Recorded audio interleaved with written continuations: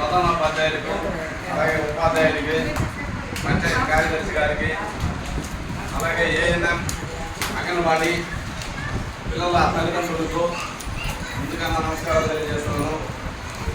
అలాగే ఈరోజు కార్యక్రమంలో చైర్మన్గా ఏకగ్రమంగా అందరి సహకారంతో ఎంపికైన బల్లో వెంకటేశ్వర రెడ్డి గారికి, రెడ్డివారి నాగమ్మ వైస్ చైర్మన్ గారికి నా యొక్క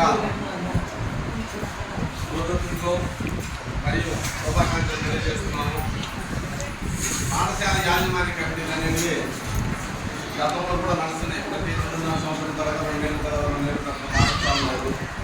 దీనిలో 5వ తరగతి 4వ తరగతి పిల్లల తల్లిదండ్రులు ఉంటే వాళ్ళు 6వ తరగతి గవర్నమెంట్ అయినప్పుడు ఇక్కడ మనకి అప్పపరంగా స్కూల్ లేదు కాబట్టి వాళ్ళు వెళ్ళిపోతే వాళ్ళ స్థానంలో ఎవరో ఒకటి భర్తీ చేస్తున్నాం.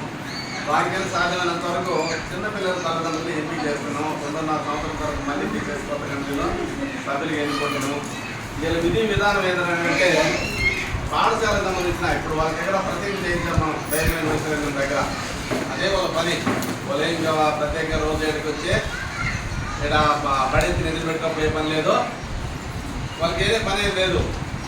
రోజువారీగా రాబోట్స్ పెరిగిపోతున్నారు. బడికి రాకుండా బడి పిల్లలు బండ్లోనే ఉండాలి. నిర్బంధ చట్టం అనేది ప్రభుత్వం జారీ చేసింది. ఖచ్చితంగా చదవాల్సిన బడి పిల్లలు బండ్లోనే ఉండాలా. వాడి చదువు వచ్చిన రాకపోయినా పాఠశాలలో ఉండాలా.